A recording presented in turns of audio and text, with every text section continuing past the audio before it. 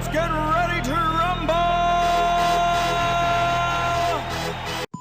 What up, y'all? It's Dat Boy back with another edition of Throwdown Thursday. We got NFL action, we got college football action, we got old man / celebrity boxing action coming up here soon. Just had the NBA draft last night. Let's get to it. All right, we're going to start by touching on the NBA draft for a little bit. I don't want to spend too much time on this, but we are going to talk about NBA when the NBA season actually starts in December. One thing you may not have noticed about these videos is that in the description, I always put a timestamp for everything that I'm doing in all the videos. So if you ever want to fast forward through something, just check the description and you can get right to the stuff that you're looking for. When I start doing more sports, it might be a while until I get to a certain sport. So yeah, just check the description for the timestamp. You can just fast forward through stuff that you actually want to see. But yeah, real quick, just want to touch on the NBA draft. Edwards goes first to the Timberwolves. Wiseman goes to the Golden State Warriors. LaMelo Ball goes to the Hornets at number 3. Williams to the Bulls. Okoro to the Cavs. One thing we haven't looked at is any NBA futures, and there's definitely some interesting ones right here.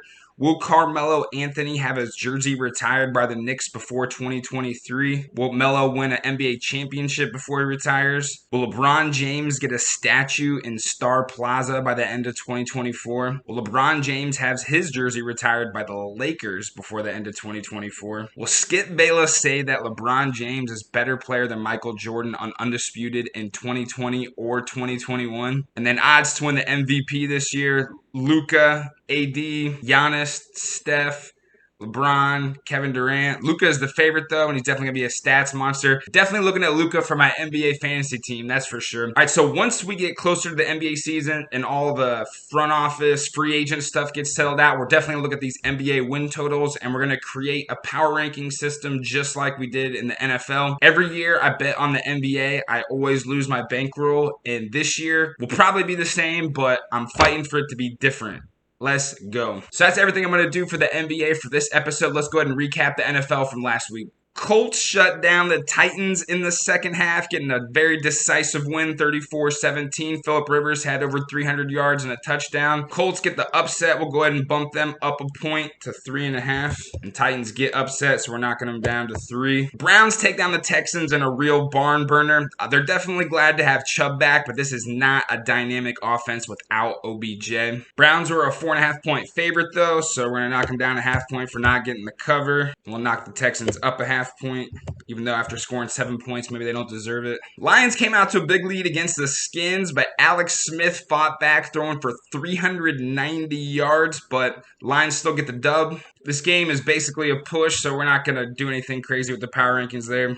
Packers limp through the Jags, only getting 24 points up on this terrible defense. Rodgers is still rolling, though, 325, 2 touchdowns. But since the Packers didn't put them away like they were supposed to, we're going to knock them down a half point. Apparently, Jake Luton is making this team competitive, so Jags getting bumped a half point. Giants keep scrapping to get a win over the Eagles to still compete for the NFC least. All these crappy teams are still fighting for a playoff spot in this division. Oh my goodness. So the Giants get an upset. We're going to go ahead and bump them up a point to 5, and the Eagles just don't look great. Carson Wentz, what are you doing? Panthers came out strong against the Buccaneers, but the Buccaneers ended up just running away with it. Too much firepower. Brady went for 340 and 3 touchdowns. So we're going to knock the Bucs up half a point and the Panthers back down. I really like this Panthers team, but they just don't have enough firepower. Raiders handle the Broncos pretty easily. They just keep winning. They got 6 wins right now, and the Broncos are just decimated with injuries. Bump up the Raiders a half point. Broncos sliding back down. Another team that just keeps winning unexplainably is the Dolphins. And then a team that can't win unexplainably is the Chargers. They are competitive. They just can't close out games at all. Congratulations to the Fins, though, for keeping it rolling. Fins get a half-point bump for the cover. Chargers keep sliding. And then indefinitely the game of the weekend with the play of the weekend. Shotgun. Murray out of the pocket. 7 seconds. 6 seconds. Murray heaves it downfield. It is. Oh, it's caught.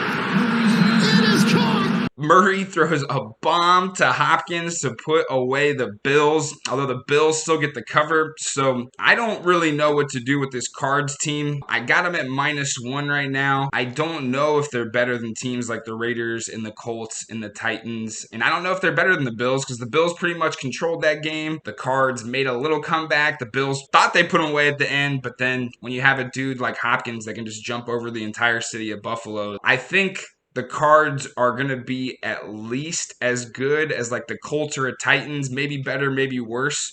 I'm going to go ahead and bump up the Cardinals to 3. Rams are the first team to finally contain Russell Wilson, holding the Seahawks to 16 points. Rams get a half-point bump for getting the cover. Seahawks get bumped down a half-point. Saints control the 49ers. Got it rolling to 7-2 right now. Looking good. Saints get a half-point bump. Niners are sliding down below 0. Steelers still rolling at 9-0. Ben Roethlisberger, 300 yards passing, 4 touchdowns. Bumping the Steelers up a half-point. Bengals sliding back down. And the Patriots are deciding not to tank and keep fighting this season, getting a crazy win over the Ravens. So Ravens bumped down a half. Actually, bumped down a full point for getting upset. And even though I got the Pats all the way back down here, they're sliding back up. Hopefully they get healthy so they can be competitive. And then on Monday Night Football, the Vikings are still rolling, winning 3 straight, getting the win over the Bears and winning over the Packers a few weeks ago. Vikes are another team I'm not sure what to do with. They were favored over the Bears. I think I'm going to have to give them at least a full point bump just because the power rankings seem to be higher for Vegas for them. And then this Bears team, they got a good defense. They held the Vikes and Dalvin Cook to a lot less yards than other teams have, but they just have 0 offense. I'm bumping them down to just a half point, especially with Foles out. I got to factor that in too. All right, so these are the power rankings going into week 11. I finally have the Steelers atop the Ravens now after the Ravens got upset. And the Jets are definitely still the worst team in the NFL. Although the Cowboys are fighting pretty hard to take that spot. All right, so last week in the NFL, I had finally had myself a nice week going 5-1. The Bucks dominated. The Dolphins keep winning. The Raiders keep closing out games. The Bills lost on a crazy Hail Mary, but I finally had an extra point go my way when they kneeled down for the extra point instead of trying to kick it, giving me that half-point cover. The Steelers absolutely dominated, and the Ravens are just decided to ruin my perfect week. Now I'm 29-27 on the year. So I went 5-1 last week, probably going to go 1-5 this week. Please make sure you're able to pay rent next week if you're following my picks. All right, let's take a look at the Week 11 lines for the NFL. Thursday night game, we got the Seahawks hosting the Cardinals. Cardinals are the 7th in total score and 4th in yards per play. They have definitely brought that up over the season. Seahawks still 1 in scoring, and then they're 3rd in yards per play. Cardinals also have a top 10 scoring defense, and they're 14th in yards per play, which isn't that bad. It's kind of matches. And then Seahawks defense just really can't stop anybody. They are 4th in rushing yards, though. For the Cardinals, they got a D tackle and corner that are out for the season. Not sure if that's new. Defensive tackle is going to be out. A few players questionable. They got a tackle who's going to be out. Seahawks are getting back Iupati. He's probable for tonight. Missing a corner. Quentin Dunbar is out. Lockett is probable. Carlos Hyde is probable. Griffin is out. Their center is out. Carson, the running back, is doubtful. They have a guard that's doubtful. Another running back doubtful. All right, so I got the Cards at -3 now, and then +1 for their injuries, and then the Seahawks at -4.5. -1 for being at home, but +3 for their injuries. They got a lot of people banged up and out tonight. So I got the Seahawks by a half point. Vegas opened this up with Seahawks by 5.5. It's already been bet down to 3 in most places. I think Arizona kind of proved they have the ability to come back and win and make plays. Kyler Murray's getting better every week. Hopkins is a beast. Seattle seems hurt right now. Their defense seems bad.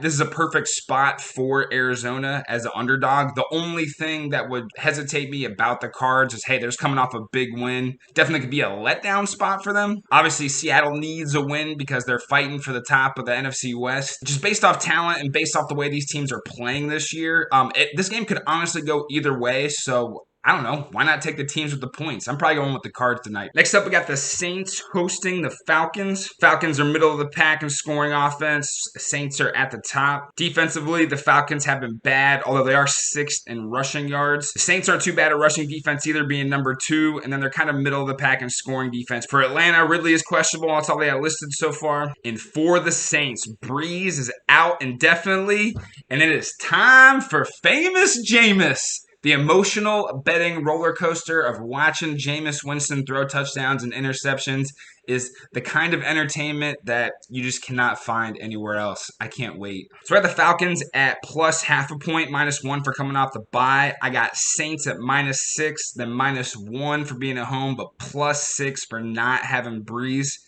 My spread on the game is -half a point with the Saints. New Orleans opened up as a touchdown favorite over the Falcons. Now it's been moved down to -5. Listen, I love watching famous Jameis, but he is a huge drop-off compared to Breeze coming in there. Oh my goodness. I mean, he's a turnover waiting to happen. With the Falcons coming off a bye and Breeze being out, I don't know. This seems like a no-brainer to me. I'm going with the Falcons. Did I say a no-brainer with the Falcons? Gambling. Next up, we got the Texans hosting the Patriots. New England has one of the worst offenses in the league, although they are 2nd in rushing yards. Texans really aren't much better, although they are 6th in yards per play. Total defense is a little bit different. New England's still holding strong for the most part. They're 1 in actually number of plays run against them, but they are 28th in yards per play on defense. And Texans just have a bad defense. Gilmore's questionable. Bentley's questionable. Taylor questionable. Looks like Edelman's off the injury report. Texans have a bunch of players that are questionable. We'll see what happens during game time. So I got the Texans at +2.5. I got the Pats at +3.5. -1 for being at home. So I have this game as a pick'em. Houston started off as a 2.5 point favorite in Vegas. Now it's been flipped. The Pats are a 2 to 1 point favorite, depending on what book you're looking at. I've really turned sour on this Pats team. I just don't think they're that good. I think Cam is good at running in touchdowns, and that's basically it. In terms of driving the ball up the field, I've seen him look very poor at times this year. Houston's just an overall bad team, so I don't really want to take anything on them either. Probably just going to stay off this game. Next up, we got the Panthers hosting the Lions. Lions are middle of the road on offense, 16th in scoring, 11th in yards per play. Carolina is 21st in scoring, 9th in yards per play. Basically, they can move the ball. They just can't put it in the end zone. Defensively, the Lions really aren't that spectacular, and Carolina's closer to the bottom of the league on defense as well. Tons of people questionable for the Lions going in. Amendola, Stafford. Galladay's been upgraded to probable. We might see him again. Panthers have a few players questionable. Bridgewater's questionable. McCaffrey is still going to be out. I look at the Lions at +2, +half for their injuries. I got the Panthers at +5. -1 for being at home, but +1 for their injuries. Typically with a player like McCaffrey, I probably make him worth 3 points on the injury list, but he's only been back for 1 game, so I've kind of had his injury factored into the power rankings as is. I don't think I'd have the Panthers as a +5 if McCaffrey was a viable option each week, but he's been hurt, so I just feel like the rest of their team's kind of banged up, and that's why I'm giving them a +1. So I got the spread at -2.5 for the Lions. Vegas has the Panthers as a -2.5 as the opening, then it's moved up to 3. I think I might have the Lions a little bit high in my power rankings. However, I still think they're better than the Panthers. I think Stafford's a better quarterback than Bridgewater. I think Galladay is going to be the biggest playmaker on the field for both teams if he plays. As long as Galladay plays and the Lions look relatively healthy for the game, I think they're better, so if they're catching points, I'm definitely going to take them. Next up, we have the Browns hosting the Eagles. Eagles are one of the worst offensive teams in the league. The Browns have a great rushing offense. They do not do a whole lot of passing. Well, at least they try to. They just don't do it very well. Eagles are kind of middle of the road in scoring defense. They are 6th in yards per play, though. Browns have a pretty poor defense. They're middle of the road in yards per play. Eagles are looking pretty healthy. Just a few players questionable. Garrett is questionable this weekend. He might have the cooties. All right, so I got the Eagles at +1.5. I got the Browns at -0.5 and then -1 for being at home. My spread on the game is 3. Vegas opened up this game at 3. Now it's up to 3.5. Yeah, my numbers are pretty much the same on this. I feel like the Browns are definitely a better team than the Eagles. So 3 points seems pretty much about right for this kind of game. So I'm going to stay off this one. Next up, we got the Ravens hosting the Titans. Both of these offenses are two of the premier rushing attacks in the league, with Henry on one side and Lamar on the other. Both kind of near the top. I guess Baltimore's a little bit below average when it comes to total score. Defensively, it's a different story. Titans are definitely below average. Meanwhile, the Ravens are the #1 total score defense in the league, 7th in yards per play. Titans have a bunch of people questionable for the game. Jackson is still questionable. Ravens also have a few players questionable. They got a corner who's out. They got a couple corners who are out. So I got the Titans at -3, and I got the Ravens at -6.5. -1 for being at home, but +1 for coming off a short week, and then +0.5 for their injuries. And then we'll see how some of those questionables turn out as well. So my spread on the game is a field goal by the Ravens. Vegas opened up this game at -6.5. It's now been moved to -6 pretty much everywhere. I like this Tennessee team. I have no problem betting on them. My numbers say I should take them. The Ravens are coming off a short week, and I kind of think we're getting to the part of Lamar Jackson's career where teams are figuring out defenses to at least slow him down. The Patriots definitely had success this past week. I don't know if the Titans necessarily have the firepower on defense. Baltimore will definitely have a good defense to slow down Derrick Henry. But I think the Titans overall as a team getting 6 points, I definitely would rather take the dog in this one. So I'm probably going to be leaning on the Titans. Let's see how those injuries play out though. Next up, we got the Jags hosting the Steelers. Steelers 5th in scoring, 25th in yards per play. Jags are bad on offense. And this is the same story every week. Jags are bad on defense too. Steelers 3 in total score, 5 in yards per play on defense. Steelers, bunch of players questionable. Jags are missing their kicker for the season. Minshew is still out. I got the Steelers at -7.5. I got the Jags at +7 and -1 for being at home. My spread on the game are the Steelers by 13.5. This game opened up with Jacksonville +9.5. Now it's been moved up to 2 scores. Double-digit spreads in the NFL are tough, especially with the Steelers on the road, especially with the Steelers being a team that kind of lets its foot off the gas when it's playing weaker opponents, kind of like it did against the Cowboys. I'm definitely going to pass on this game. Definitely not taking the Jags. There's nothing they've done this year to make me throw money on them. And the Steelers, this is just not a spot where I really trust them to really blow somebody out. Next up, we got the Skins hosting the Bengals. Bengals are pretty below average on offense. I mean, they just can't protect their QB. The Skins are even worse, though. They definitely can't protect their QB. They've gotten 2 QBs almost killed the last couple of years. Defensively, the Bengals are still struggling. Skins, however, kind of middle of the pack. They're 9th in yards per play. They're the best passing defense in terms of yards. Cincinnati has Atkins questionable. They got a tackle questionable. A couple corners questionable. Ross is now officially on the IR. Mixon's still been banged up. Skins have a bunch of players questionable. All right, so I got the Bengals at +5, +1 for their injuries. I got the Skins at +7, -1 for being at home, but +0.5 point for their injuries. My spread on this game, I got the Bengals winning by 0.5 point, basically a pick 'em. Vegas opened up this game with the Skins at -1.5. Now it's -1. I definitely think the Bengals are the better team, but I don't know how much better. Both these teams are pretty poor. Alex Smith coming back in for the Redskins is probably a blessing. He's definitely better than Kyle Allen or Haskins, whoever else they got. My numbers are pretty close on this one. Probably just going to stay off, although I am leaning on the Bengals. Next up, we got the Chargers hosting the Jets. Jets have the worst offense in the league, and the Chargers are kind of middle of the pack. And defensively, the Jets are not much better. Defensively for the Chargers, they're giving up points. They're just not giving up. They're kind of mediocre when it comes to yards and yards per play. Flacco is starting for the Jets as Darnold is out. A few other players questionable. Jets just have a few players questionable. Looks like Bosa might be back in. All right, so we got the Jets at +8.5 and then -1 for coming off a bye. Got the Chargers at +4.5 and -1 for being at home. My spread on the game is Chargers by 4. This game opened up with Chargers -8. Now it's been moved up to -9. If the Chargers play like they actually want to win games, then that spread's probably right. Even though my numbers are telling me to look at the Jets, I'm not going to be doing that. The Jets are going to get a win somewhere around here, but I don't think it's going to be against this Chargers team that's looking at the Jets to finally get an easy win. I think the Chargers are definitely going to win this game, but I'm definitely not going to lay more than a touchdown with this Chargers team. They just haven't proved that they can close out games. Simple as that. Next up, we got the Denver Broncos hosting the Dolphins. Dolphins are the 9th in total score, even though the rest of their offensive numbers don't really match it. I think their defense has just been getting them a lot of good scoring opportunities, and the Broncos definitely have one of the worst offenses in the league. Defensively, the Dolphins are 5th, even though, again, it doesn't really match up with their yards. They're 17th in yards per play. They're in the below the top 20 in passing yards and rushing yards.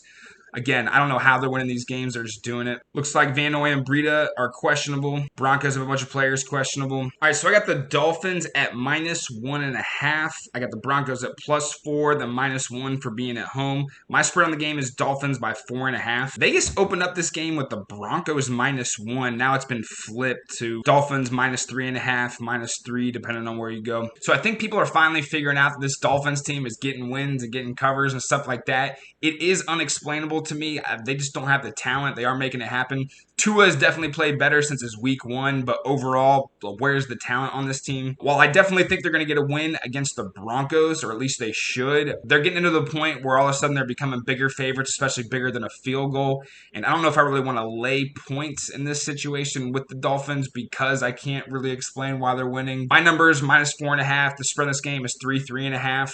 I don't know if that's really enough to pull the trigger on the Dolphins laying points like that. So I'm probably going to stay off, but hey, good luck to you if you take the Dolphins. Next up, we got the Colts hosting the Packers. Packers are 3 in total score. Packers are 3 in total score, 5th in yards per play. Colts are kind of middle of the road on offense. Defensively, Packers are middle of the road. Colts have one of the best defenses in the league, 4th in total score, 2 in yards per play. Green Bay has Adams questionable, a bunch of other players questionable. Jair Alexander's questionable. Lazard is probable. He'll finally be back in after missing a few weeks. Colts have Doyle as questionable. They're getting back a linebacker from the Cooties. All right, so I got the Packers at -5.5. I got the Colts at -3.5, and then -1 for being at home. So my spread on the game are Packers by 1. Vegas opened up this game with Colts at +2. Now it's actually flipped to the Colts -1.5. So my numbers are pretty close on this. I just trust Rodgers more than Phillip Rivers. Gut tells me to go with the Packers. Packers are just a better team than the Colts. I'm going with the Packers. Next up, we got the Vikings hosting the Cowboys. Cowboys have one of the worst offenses in the league. Of course, they don't have a quarterback. And Minnesota is 15th in total score, but they're 1 in yards per play, and they have definitely been hot recently. They're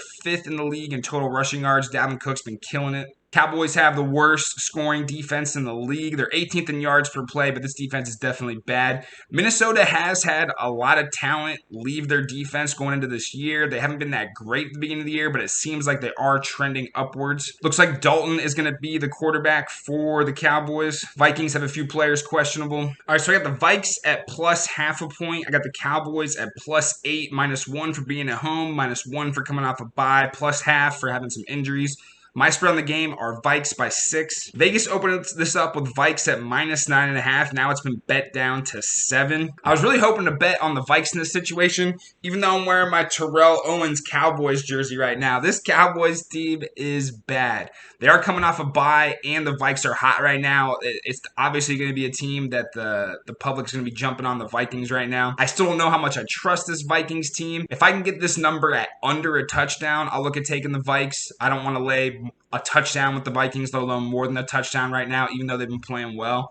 Definitely not putting any money on this Cowboys team. Come back strong after the bye. They also might have partied all bye and just completely gave up on the season because they have no chance this year and they might as well tank anyway. So I'm going to stay off this one unless it goes under a touchdown. And for the Sunday night game, we got the Raiders hosting the Chiefs. Chiefs are 2nd in total score, 2nd in yards per play. The Raiders are 8th in total score, so we're gonna have maybe have a nice little shootout this weekend. Defensively, the Chiefs are 6th. This is definitely fraudulent, even though they are a decent defense.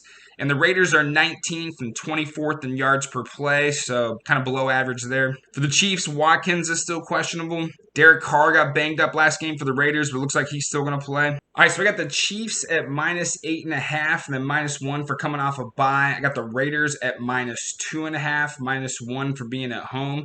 My spread on the game are Chiefs by 6. Vegas opened up this game at 7, and it stayed that way. All right, even though my numbers tell me I should probably stay off this game, we got Pat Mahomes and Andy Reid coming off a bye against a division opponent that already beat them earlier in the year.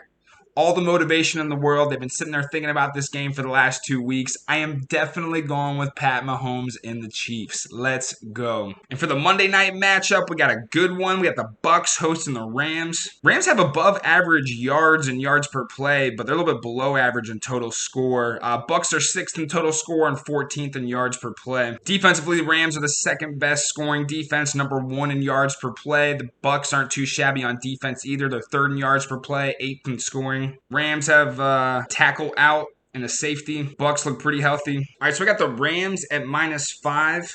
and +1 for their injuries. I got the Bucks at -6.5 and -1 for being at home. My spread on the game are Bucks by 3.5. Vegas opened up this game at Bucks -3. Now it's moved to -4. Yeah, my numbers on this are pretty much the same as Vegas. I think if there's any edge in this game, it's the Rams catching more than a field goal right now. But the Bucks are really good. I know the Rams have a really good defense right now. They got the best non-QB player in the league in Aaron Donald. But Bucks are stout on both sides of the ball. Obviously, with Brady back there, they can play offense, and then defense, they're still holding it down too. Probably going to stay off this one unless some other injuries come out. All right, so here are the picks that I'm looking at for this weekend. I would be cautious though. It looks like OddsShark, the website that I use to kind of show all the different injuries and stuff like that, didn't seem to be that updated. I'm definitely going to recheck the injury report before going into the weekend, but here's some of the games that I like. A lot more underdogs than usual. Maybe I am becoming a little bit sharper at this, but then again, last week I had a bunch of favorites and I went 5-1, so yeah, I might be looking at going 1-5 this week. We'll see what happens, though. All right, that's it for the NFL. Let's go ahead and take a look at college football. All right, went 1-2 in college football last week. Felipe Franks went down in the Arkansas game, which stopped their offense. Wisconsin did dominate Michigan because Michigan sucks. And I'm done betting on South Carolina. Even though they've stayed competitive earlier in the year, later in the year, they look like they've fallen apart. I'm now 13-29-1 on the college football season. Might be time to call one of those gambling support lines because I got a problem. All right, we got Arkansas that started off as a 2.5-point favorite over LSU. Now it's flipped to +2.5. Arkansas was my darling until they didn't cash for me this week, so I'm probably going to pass on that one. Florida State is a 35.5-point underdog against Clemson. That is a lot of points, but we've seen Clemson cover big spreads. I really want to take the Seminoles, but I don't know. I'm going to stay off this one. Ohio State started off as a 19.5-point favorite against the Hoosiers. Now it's moved to 20.5. If I'm going to take this game, I might as well take it right now. This Indiana team is probably the third best team in the Big Ten behind the Bucks and Wisconsin. Indiana's been tough. They can definitely score points. This game's probably going to go into the over, if anything. Total on this game is 63.5. I mean, I definitely see the Bucks scoring 40. I could see the Hoosiers scoring 20. I don't know. The Bucks have been cash for me this year.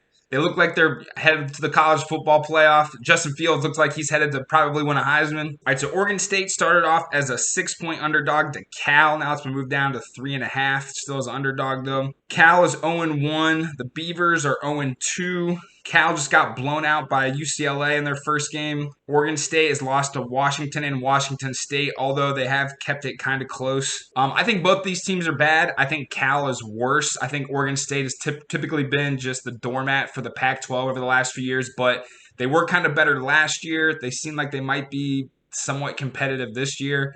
I'm going to go ahead and take a flyer on the Oregon State Beavers catching points. We'll see what happens. Next up, we got Wisconsin at -7.5 at the Northwestern Wildcats. Both teams are undefeated, and both teams are undefeated against the spread. I kind of think the Wisconsin Badgers, the touchdown favorite, is about the right number for this game. I do think the Wisconsin Badgers have a chance to blow out Northwestern, although Northwestern has been playing tough in the 4 games they played this year, so probably going to stay off this one. Undefeated Cincinnati Bearcats are a 6-point favorite over UCF. If there's any team that's going to challenge Cincinnati in that league this year, it's going to be UCF, but I'm not betting against the Bearcats, and I actually might consider betting on them, although UCF is always tough ever since they won a national championship, so we'll see what happens with this game. Penn State is a 2.5-point underdog hosting Iowa. Penn State is 0-4 on the year, an 0-4 against the spread. The Hawkeyes are 2-2, 2-1-1 against the spread. I think Penn State, the name usually carries a lot of weight, but this season they do not look good at all. I don't mind taking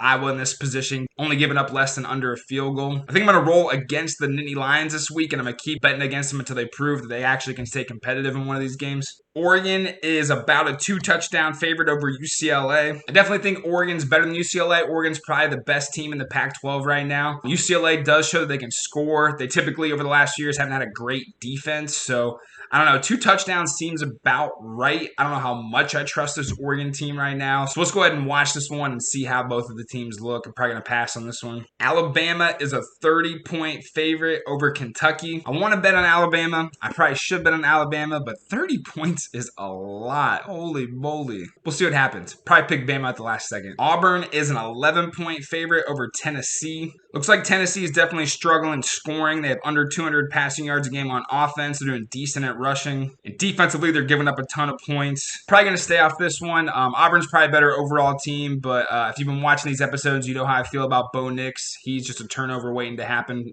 Tennessee really hasn't been that impressive this year. They're giving up more points than they score, so this line of 11 probably seems about right. Going to stay off. Oklahoma is a touchdown favorite over Oklahoma State. Oklahoma was kind of struggling a little bit at the beginning of the year, but now it seems like they've gotten it together over the last few games. They've been blowing teams out, covering the spread. Oklahoma State started off hot, but then when it started playing some of the better teams in the league, they began to struggle. Oklahoma State's been better on defense than they typically are. They don't have the same firepower on offense, even though they got a stud tailback. To be honest, I actually like Oklahoma in this spot. They always seem to dominate Oklahoma State, and this year, they just seem like a better team than Oklahoma State, so I'll be looking at the Sooners this week. Rutgers is a 10.5-point underdog to Michigan. As much as Michigan sucks, I'm not betting any money on Rutgers. They'll probably get the cover, though. I just want to root for it to happen. Georgia is a 25-point favorite over Mississippi State. This is a rough first year for the Pirate. Not betting on him. And Georgia, I don't trust them to cover a big spread right now. They just haven't really been consistent on offense. Utah is a 3-point underdog hosting USC. We have yet to see Utah this year. They've been strong over the last few years. I'm excited to see how well they do, but probably going to stay off that. Don't know anything about Utah. So here are the games that I'm looking at for college football. I might just whittle this down to the Buckeyes because they're the only team that I trust, but here's some of the games that I'm looking at. Again, when it comes to college football, whichever direction I bet, you probably want to bet the other way. All right, so here are the futures odds right now for college football. Alabama is favored to win the national championship plus 125. Ohio State's number 2 at plus 250. Clemson plus 350. Florida plus 900. Notre Dame plus 1500. Texas A&M plus 6,600. And you got BYU, Cincy, and Indiana up there in the top 10 of the favorites as well. When it comes to the Heisman Trophy, Trevor Lawrence is still number 1 at plus 200. Kyle Trask is at plus 230. Justin Fields at plus 250. Mac Jones at plus 300. Then it drops off from there. Might have to take a flyer on my boy Justin Fields getting 2.5 to 1. I mean, why not? He's killing it. He never throws an incompletion. All right, that's it for college football. I'm going to go ahead and take a look at the fight coming up Saturday right after Thanksgiving. So it looks like Tyson is still the favorite at minus 210. Roy Jones Jr. is getting plus 170. You can also bet on who wins by what round. Total rounds over under 7.5. I mean, these are going to be two old dudes past their prime. Probably just going to be a stinker of a match, but there's no way that I'm not going to watch this. So, yeah, let's go Tyson. It also looks like we got some props here for the Academy Awards. Odds for Best Actor, we got Anthony Hopkins as the leader, although Chadwick Boseman is the second. Pour one out for Chadwick. Viola Davis is odds-on favorite to win Best Actress. Best Adapted Screenplay, Nomadland is number 1. I don't think I've seen any of these movies. Nomadland is odds-on to win the Best Picture. Mank is second. The Trial of the Chicago 7 is third. Leslie Odom Jr. is the favorite for Best Supporting Actor in One Night in Miami. Olivia Colman is the frontrunner for Best Supporting Actress from The Father. I always love when the Academy Awards and the Oscars and stuff come around because usually a bunch of movies that I haven't heard of that all of a sudden are popping up at the end of the year, and usually I go watch them later and check them out. So I have no idea about the odds on any of this stuff. But hey, why not bet on Anthony Hopkins? Great actor. I didn't see it, but I'm sure he did well. All right, y'all, that is it for Throwdown Thursday. Finally got it rolling in the NFL. Need to pick it up in college football. Probably not enough time left. Probably going to end up under 500 on the season in college football. But good luck to your picks. May the gambling gods bless you. And until next time, have a good one, y'all.